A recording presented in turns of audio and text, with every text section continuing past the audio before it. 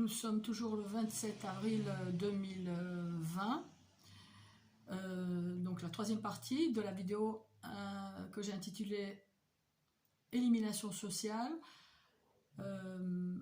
faux recrutement, harcèlement en bande organisée de col blanc, cette fois-ci, hein, ça peut être un peu de tout.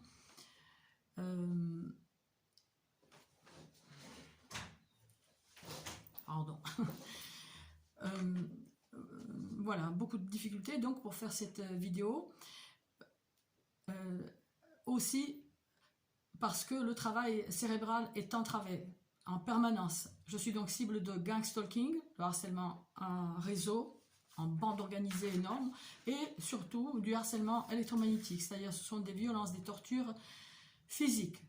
Ça fait 6 ans que je suis dans ces situations où je suis torturée, il n'y a pas d'autre mot, agressée à force, par des dispositifs d'attaque à distance fonctionnant à base de rayonnement électromagnétique, lumineux, thermique, acoustique. J'ai été implantée par des puces RFID, comme d'autres cibles de cette criminalité absolument crapuleuse. Votre tour risque de venir si vous acceptez la vaccination, hein, parce qu'il y a des velléités donc, du pouvoir et du pouvoir mondial de cette poignée de personnes de contrôler toute la population via une vaccination généralisée avec la numérisation, avec des puces RFID dedans. Vous serez traçable, tout comme nous, partout où vous allez. On saura tout ce que vous faites et vous serez torturable également à distance, si je puis dire. Alors, non, cette vidéo donc concerne ce qu'on appelle je l'ai appelé comme ça, mais le but est d'empêcher la cible blacklistée de ce harcèlement absolument terrifiant où il va de notre vie, hein, où il y a des violences physiques tous les jours, tout le temps, pendant des années. Donc, il s'agit de détruire la cible aussi sur le plan social. Surtout pas qu'elle puisse travailler. Donc là, j'ai décrit, dans la première partie, j'ai décrit comment s'est passé donc l'entretien, etc. Tout était OK. Le 20 avril, tout était signé. Je ne me suis pas aperçue, comme vous allez voir dans cette première partie, que je n'ai pas signé le contrat. Hein, j'ai signé autre chose, plein de papiers, etc. J'étais certainement dans un état second. On peut induire une sorte d'hypnose forcée à distance par les pulsations de certaines fréquences. Vous avez des documents sur la page de Elizabeth Smithy. Voilà, si j'oublie de les mettre, parce que je suis vraiment, vraiment fatiguée. Et le réseau met vraiment le paquet pour cette dernière semaine, je sais pas pourquoi, sur le confinement peut-être, il pète un plomb, je ne sais pas. Il y a des violences sur le plan du théâtre de rue. Mon chat n'est pas revenu, ça fait 24 heures, je ne sais pas, donc le réseau tente à me plomber partout. Et aussi donc par ce qui s'est passé. Alors je reprends. La personne me dit donc de vérifier mes mails, ce que j'ai fait. La veille, j'ai regardé, il y avait un mail général pour tous les intervenants, et il y avait mon planning pour le mois de mai, super. Une des deux personnes dont je devais suivre, dont le prénom était le même que celui de quelqu'un de très proche de ma famille, cette personne n'y figurait pas. Mais bon, peut-être le monsieur était décédé là en quelques jours, je ne sais pas. En tout cas, il n'y était pas sur le planning. Très bien, vérification était faite, donc nous étions jeudi. Voilà. Et donc jeudi, la veille de la prise de mon poste. À 17h06, je trouve un appel de l'association. Donc la veille de la prise de mon poste. J'arrive pas à vous joindre. Vous êtes injoignable. J'avais besoin de votre réponse, si oui ou non, vous prenez le poste.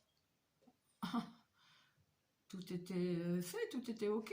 Lundi, elle m'a dit, mais je viendrai avec vous à 14 h, je vous porterai le masque et les gants. Très bien. Voilà, donc je ne comprenais pas. Voulant la rassurer, je fais le numéro d'astreinte, une sorte de numéro d'urgence qu'il y avait sur les papiers. Oui, pourquoi vous téléphonez ça? Je dis, écoutez, la dame avec qui on a signé lundi, tout était clair, tout était limpide. Elle me pose la question si je prends le poste. Voilà, je voulais la rassurer. Oui, très bien, très bien. Bon, très bien, ok. Le lendemain, vendredi 24, je suis sur mon lieu de travail avec 20 minutes d'avance. J'avais oublié que ça roulait très bien maintenant à Nice. Bien, je suis là, donc les cheveux attachés, les ongles coupés, hein, les chaussures de rechange, hein, les baskets, la semelle brossée, une petite serviette pour m'essuyer les mains, voilà, pour ne pas utiliser la serviette de la personne, des gants. Voilà, j'attends. Je regarde mon téléphone à midi 6, donc juste 1 ou 2 heures avant que je vienne, je me rends à mon lieu de travail, une autre notification de l'association. Vous êtes injoignable, etc. Voilà. Alors je téléphone, je dis bon, vous deviez venir, mais non, je viens pas, c'est annulé. Ah bon, c'est annulé. Vous êtes injoignable au téléphone, c'est annulé. Voilà, je dis écoutez, ouais, non mais je n'ai pas le temps de vous parler, voilà. Je peux vous rappeler, je dis vous allez me rappeler, oui je vais vous rappeler. Elle n'a pas rappelé bien évidemment. Alors, j'ai laissé décanter, j'ai rappelé une fois, je suis en entretien professionnel, 1 fois, 2 fois, très bien. La 3e fois, je dis, bon, écoutez, alors, elle a bien voulu répondre vers les 17 h. Qu'est-ce qui se passe? Vous avez tout annulé? Sur quelle base? Vous m'avez jamais dit d'être accroché à mon téléphone. Vous m'avez dit de suivre mes mails, ce que j'ai fait, tout était ok. Je vous avais prévenu sur le numéro d'urgence. Ah oui, non mais l'association se réserve le droit de ne pas vous employer. Bon, voilà. Je vous laisse. Dit sur un ton suave. Ça me ramène au livre du Hergé dont je vous parle chaque fois, voilà, qui donc décrit très très bien le harcèlement, qui est une des missions les plus ordinaires du renseignement, qui le renseignement gère tout, votre vie, notre vie, tout. Le Orwell 84, c'est déjà là. Donc, oui, ça me ramène à ce livre parce que il le dit, je ne sais plus où, que dans le chapitre de l'élimination sociale, justement, qu'il est très important donc le réseau de harceleurs utilise ce ton pour annoncer une vacherie. Mais là, c'était vraiment le cas. Voilà, donc l'élimination sociale des cibles blacklistées.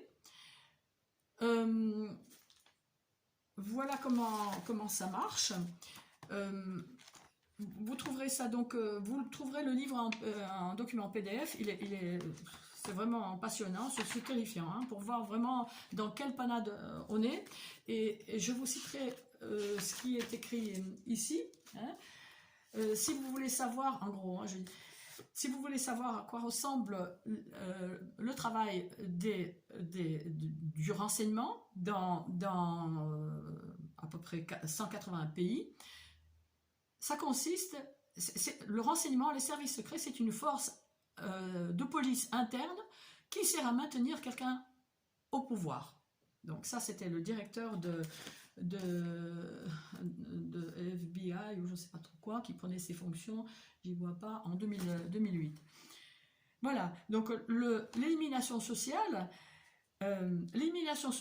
prend toujours la forme d'un harcèlement dont celui qui en est la cible ne doit pas pouvoir désigner l'auteur à l'opinion publique, sinon on risque d'être accusé de fabulation, paranoïa, de schizophrénie. Voilà, c'est dit en toutes lettres, hein, c'est lui, il sait comment ça marche, hein, il sait comment ça marche. C'est pour ça que, bon, pour ne pas avoir de problème, que je n'ai pas cité dans la première partie le nom de cette association qui se trouve pas très loin de chez moi. Bon, voilà, les raisons pour lesquelles on harcèle. Alors, risque de porter atteinte à l'ordre public. Ah, c'est pas moi, hein. Ah, c'est pas moi. Ah non, franchement, c'est pas moi. J'ai la voiture que j'ai, hein, je dénonce une criminalité crapuleuse, comme la loi m'y oblige. L'article 434.1 du Code pénal. Dénoncer une criminalité. Il se trouve que c'est une criminalité étatique. Alors, je suis mal barré, c'est vrai. Mais voilà. Mais l'ordre, jamais eu de problème à l'ordre public, hein, avec ma voiture. Donc, n'accepte les personnes donc les personnes qui n'acceptent pas l'autorité. L'autorité, c'est extraordinaire. L'autorité, c'est très confortable, hein. On vous dit ça, faites, hein. Si vous n'êtes pas d'accord, vous partez, hein. Donc, rien à voir. C'est l'autoritarisme, hein, que je ne supporte pas et que je combattrai. Mis à part que je combattrai ce harcèlement crapuleux. Alors, un individu ordinaire qui a connaissance d'informations compromettantes pour l'intérêt de l'État. Alors, ces informations, je les avais pas. Je ne savais pas que ça faisait des années, depuis le début que je suis en France, depuis donc, je sais pas, ça fait 38 ans que je suis en France. Pardon. Le réseau... que j'étais déjà entre les griffes du renseignement. Et que le renseignement savait que forcément, un jour ou l'autre, j'allais découvrir le poteau rose. Franchement, j'aurais pas été agressée un 19 juin 2014 à 19h30, hein, le premier tir électromagnétique qui m'a fait failli me faire tomber par terre. Qu'est-ce que c'est? Jamais j'aurais su que j'étais surveillée, qu'il y a eu des violations de domicile, etc. etc. Et donc aujourd'hui, c'est vrai, j'ai la connaissance de l'existence du harcèlement électromagnétique, et le réseau tel qu'il doit me connaître, hein, a dû se dire, c'est là, elle ne se laissera pas faire. Voilà, il y a plein de choses très intéressantes dans ce chapitre. Il parle par exemple de Voltaire qui a été harcelé par le roi le roi de Prusse, Frédéric II. C'est très intéressant. Le harcèlement de toute façon a toujours existé, mais aujourd'hui il prend des formes terrifiantes. Comment dire, il devient énorme justement parce qu'il y a la facilité des harceleurs de se contacter, se connecter. D'être en contact, voilà. Voilà, je vais vite, excusez-moi, je voulais pas que ça soit trop long. Alors, procédés de base de harcèlement de toutes sortes, ce sont de toutes sortes d'agressions partout, plus le harcèlement électromagnétique. Ça, il ne le dit pas, il dit juste oui, le harcèlement peut prendre des formes, peut se faire par de très hautes technologies. Le but est de provoquer la cible, provoquer sa colère, provoquer un geste malencontreux. Le fait est que je résiste excellemment, il faut dire, et que encore avant-hier, samedi, il y a eu une violence, j'ai failli me faire agresser, et je me suis fait agresser, d'ailleurs ça fera obligé d'une autre vidéo, je me suis fait malmener, par quelqu'un qui se dit policier, qui n'a pas voulu que je regarde sa carte de plus près, ni que je la prenne en photo, et par un infirmier qui a failli me frapper, Je répétais en boucle, vous me devez du respect. Il était hors de lui. Les pressions sont énormes, pour faire céder la cible. Alors, voilà, je vais voir si je peux retrouver quand même mon chat. Renseignez-vous donc en ce qui concerne le harcèlement électromagnétique. vous avez un article « Droit comparé du harcèlement électromagnétique, nécessité d'une loi française, les violences physiques ». Vous avez le livre du RG, et vous avez donc, oui, je vous l'ai montré dans cette vidéo ou pas, oui, je le remontre, donc le gang stalking, ce que c'est que ce harcèlement qui vise à détruire une personne, détruire, socialement, professionnellement, la famille est cassée, et comme il le dit, le RG, et donc éliminer physiquement, bien sûr, et comme le dit le RG, l'élimination sociale, c'est-à-dire la casser,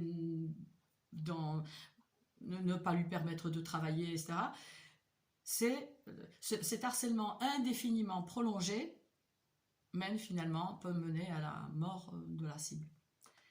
Renseignez-vous, nous sommes dans une situation absolument catastrophique où le pays va à volo. Le pays, la France est à l'agonie, elle est à genoux. Hein. Les crapules savent qu'ils peuvent faire ce qu'ils veulent, qu'ils peuvent prendre comme ça une personne. Je parle des crapules étatiques qui sous-traitent. Ça aussi, c'est très très bien écrit dans le livre, où on sous-traite certaines choses que les personnes normalement constituées ne pourraient pas faire, et notamment aussi aux petits délinquants, hein, qu'on ferme les yeux sur leur forfait, et on leur demande donc de harceler la cible, et que la cible.